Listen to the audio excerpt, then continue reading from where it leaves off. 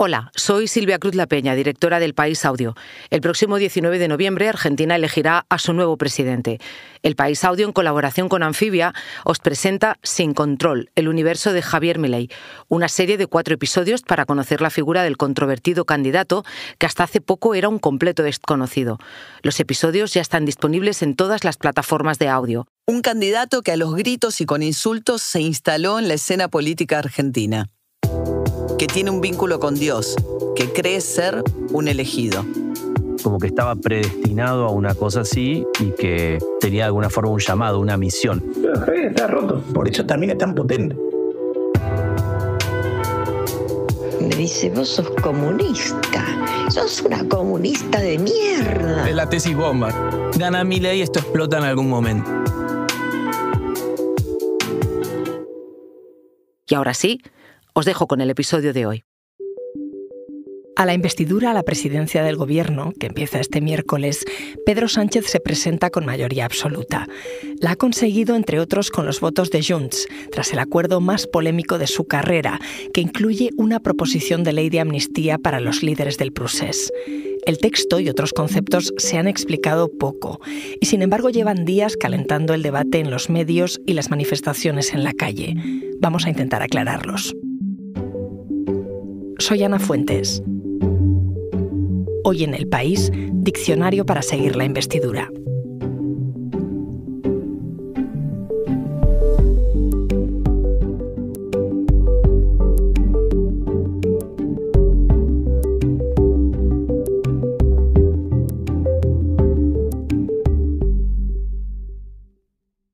En El País hemos hecho un despliegue para cubrir la investidura con periodistas de Nacional, Tribunales, Sociedad, Opinión, con la redacción de Cataluña. Es una investidura en la que se manejan conceptos, palabras que nos van a acompañar durante meses, quizá incluso años.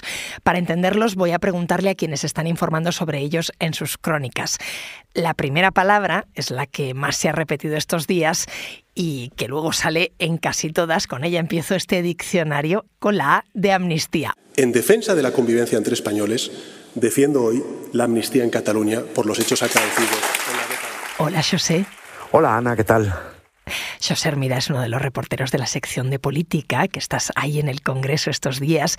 ¿En qué consiste exactamente la amnistía? Es una ley, de momento una proposición de ley todavía, que dejará sin efecto todas las causas penales abiertas en los últimos casi 11 años relacionadas con las reivindicaciones del movimiento independentista en Cataluña, y que ahí abarca pues desde los responsables políticos que convocaron consultas y referéndums ilegales hasta las personas que protagonizaron incidentes en protesta por las sentencias que enviaron a la cárcel a sus líderes, y sobre todo muchas personas vinculadas a la organización del referéndum ilegal del 1 de octubre de 2017. Por ejemplo, directores de colegios que prestaron sus instalaciones para colocar urnas, y también los policías que estaban encausados por las cargas contra las personas que querían votar aquel día.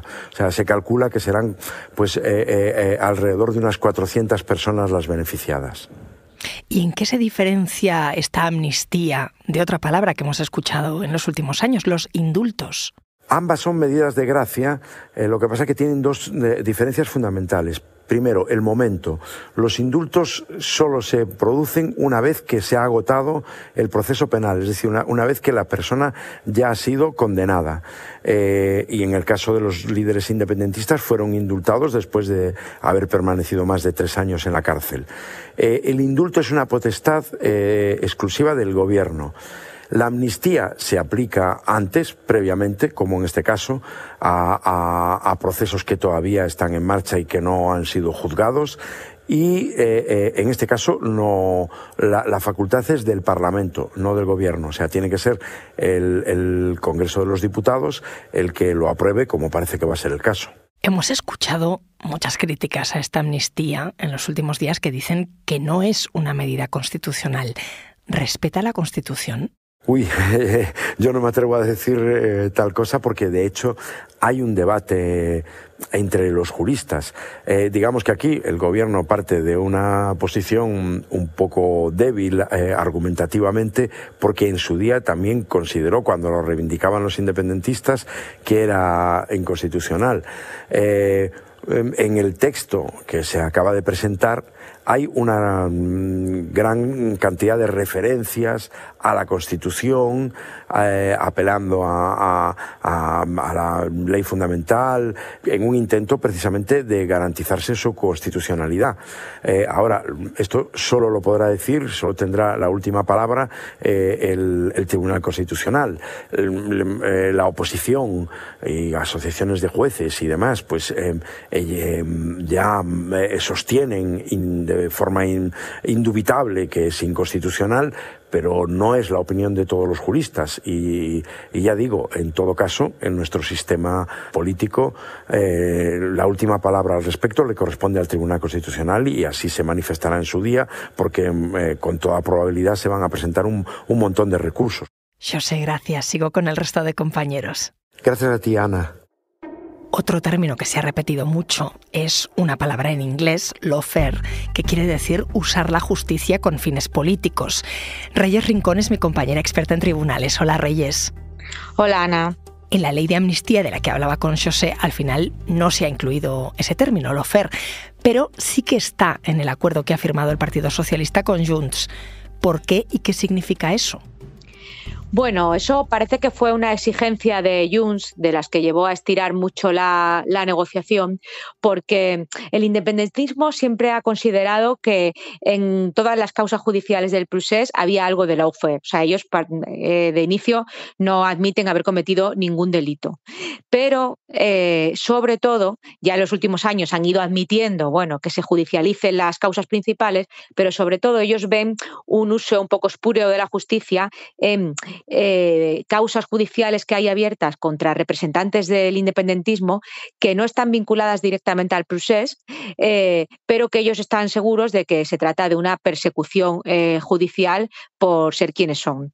Entonces, se intentó, Junts parece, por lo que nos han contado, que intentó que quedaran incluidos en la amnistía pues algunas causas de este tipo que afectan a personas muy cercanas a Puigdemont, pero que es que no tenían nada que ver con el procés, con lo cual quedaban fuera de la ley, y al final, bueno, pues consiguieron que se metiera esa referencia en el pacto que ha generado tanto revuelo, sobre todo entre los jueces, los fiscales, el Tribunal Supremo incluso se ha pronunciado. Así que al final se ha decidido meter en el pacto, pero bueno, no se sabe, no ha quedado muy clara qué implicaciones va a tener eso en realidad cuando se lleve a la práctica.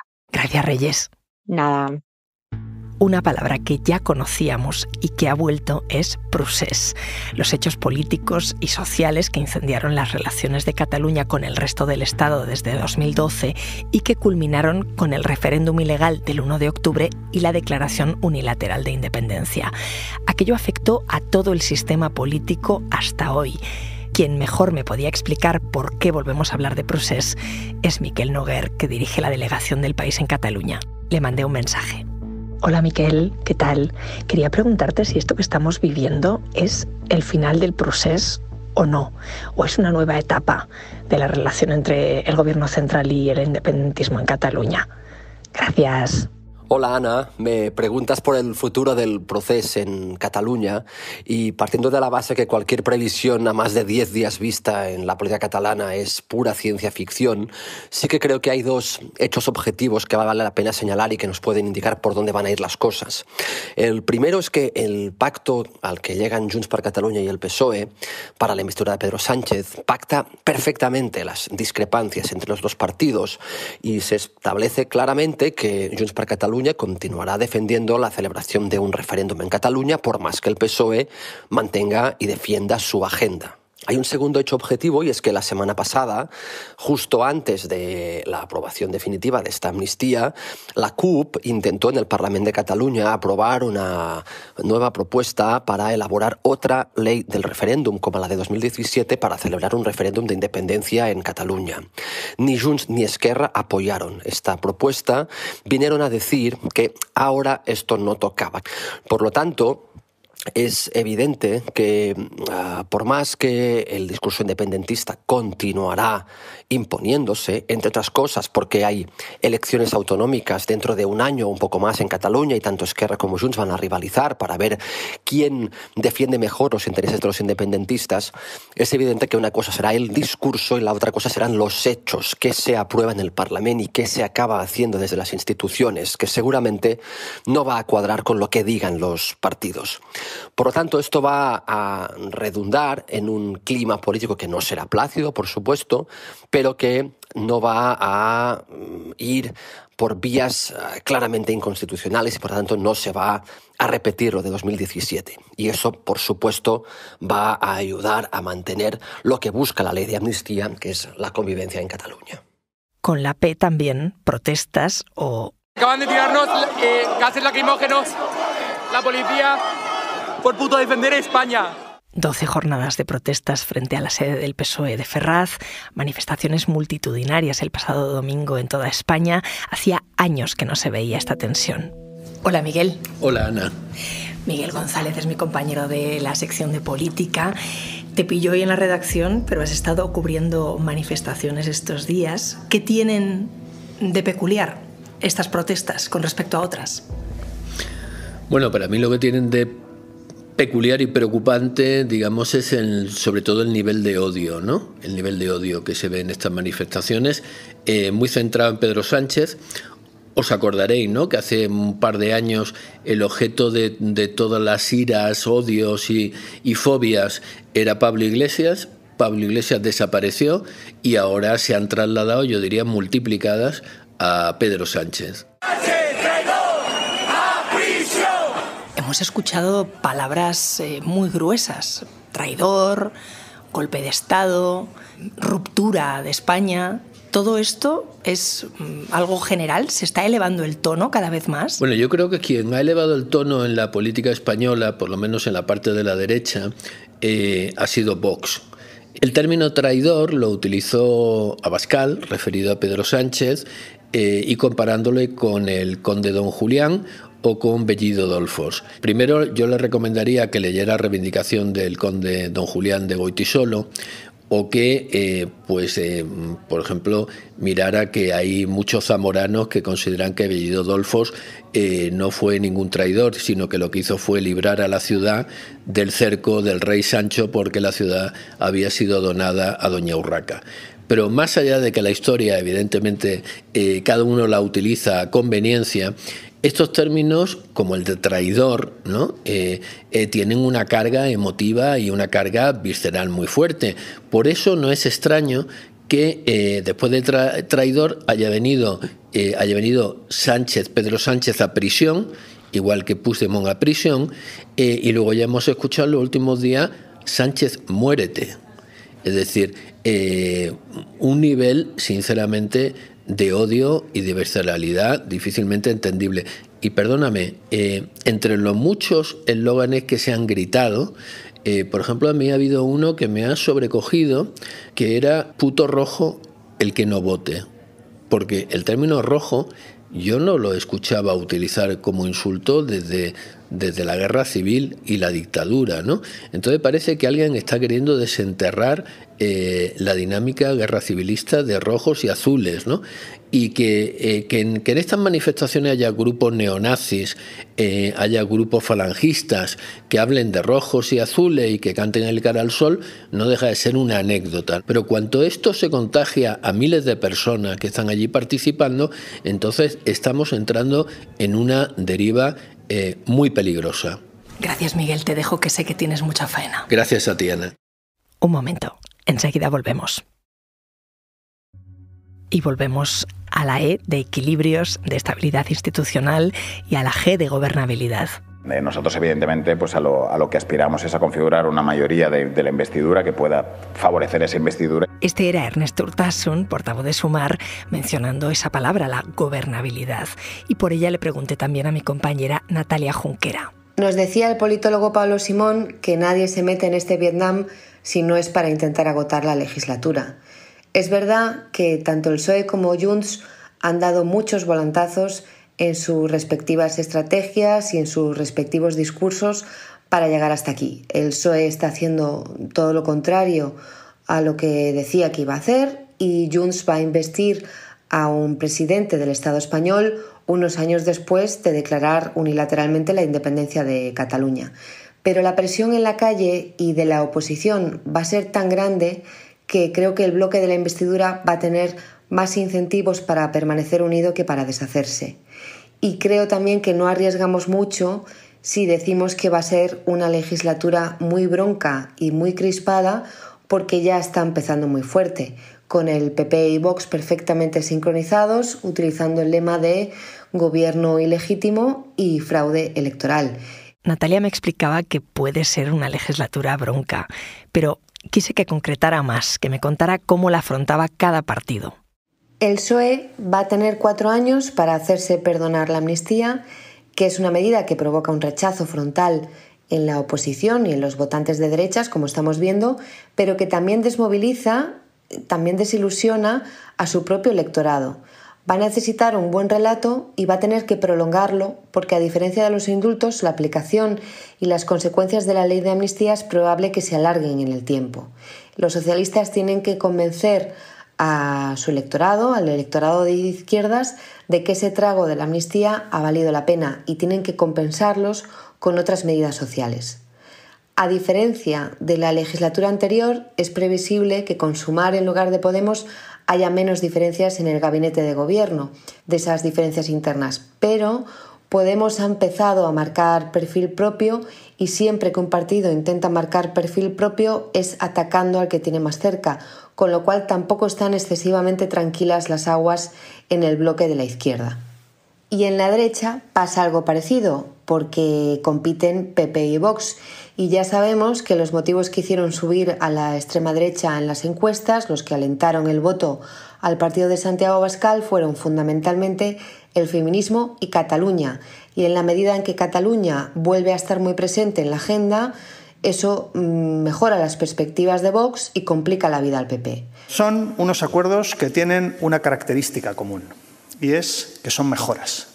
Mejoras en la convivencia de la sociedad catalana y, por tanto, del conjunto de la sociedad española. La amnistía, el concepto con el que empezábamos este diccionario, se ha justificado como una solución excepcional por la convivencia y el interés general. En estos meses de negociaciones, de declaraciones durísimas, tensión institucional, malestar en la calle, quise preguntarle a alguien que ha analizado todo eso en el país. Mariam Martínez Bascuñán. Hola, Mariam. Hola, Ana. ¿Qué es la convivencia social y política en el año 2023? Pues convivencia es elegir juntos nuestro futuro en común. En un país tan diverso y tan plural como el nuestro, yo creo que esto exige dar cauce a las aspiraciones de autogobierno de los diferentes territorios, pero sin perder de vista que debe haber y hay un bien común. Y creo también que el riesgo es convertir la España plurinacional en un sumatorio de purezas nacionales. Por eso es importante que, al tiempo que se hacen las transferencias de poder, se haga pedagogía con el modelo de país que queremos. La política puede reconocer una identidad nacional, pero también puede crear otras identidades. No es meramente expresiva de lo que hay. La política también es transformadora y creadora de identidades, por ejemplo, como la federal, basada en emociones positivas fuera de la fanfarria nacionalista. ¿A qué emociones me refiero? Pues, por ejemplo, a la concordia, a la fraternidad, a la lealtad, a la reciprocidad, pues a priorizar las cosas que nos unen sobre las que nos separan. Hablo, por ejemplo, de la España de los balcones frente a la de las naciones. Y yo creo que este es el reto que tenemos. Tú escribiste hace poco sobre el concepto de plurinacionalidad. ¿Tenemos que mirar más allá de Cataluña cuando pensamos en la convivencia, en el futuro del Estado de Derecho? Claro que la plurinacionalidad va más allá de Cataluña y también de lo que llamamos las nacionalidades periféricas.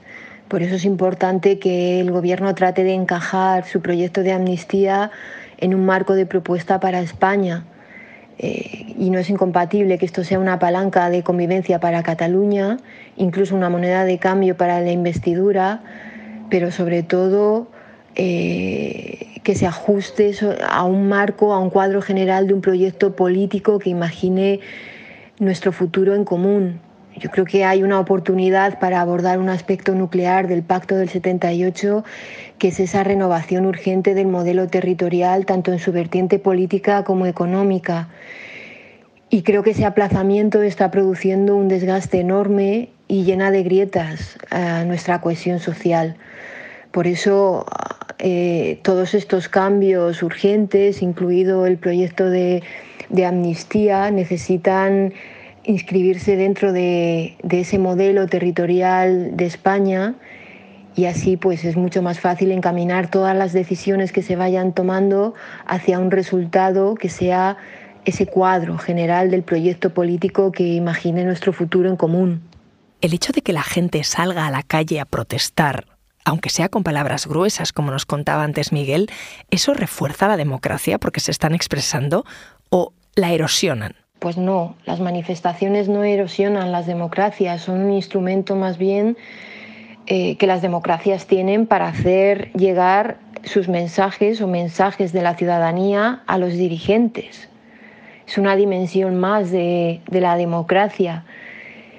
La distorsión se produce cuando quienes tienen altavoces institucionales las instrumentalizan las manifestaciones para azuzar pasiones negativas y divisivas de la sociedad y usurpan los medios naturales que tiene la ciudadanía para protestar, como es la calle, para polarizar aún más a la sociedad, ¿no? Y eso trae consigo el riesgo del Parlamento, del vaciamiento del Parlamento, que está pensado para que los representantes políticos tomen ahí la palabra y discutan con argumentos.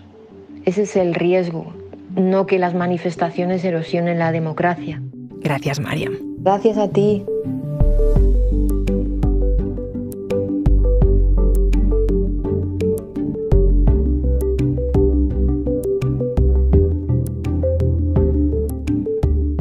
Este episodio lo hemos realizado Belén Remacha, Javier Machicado, José Juan Morales y yo. El diseño de sonido es de Camilo Iriarte, la edición es de Ana Rivera y la dirección de Silvia Cruz La Peña. Soy Ana Fuentes y esto ha sido Hoy en el País. Mañana volvemos con más historias. Gracias por escuchar.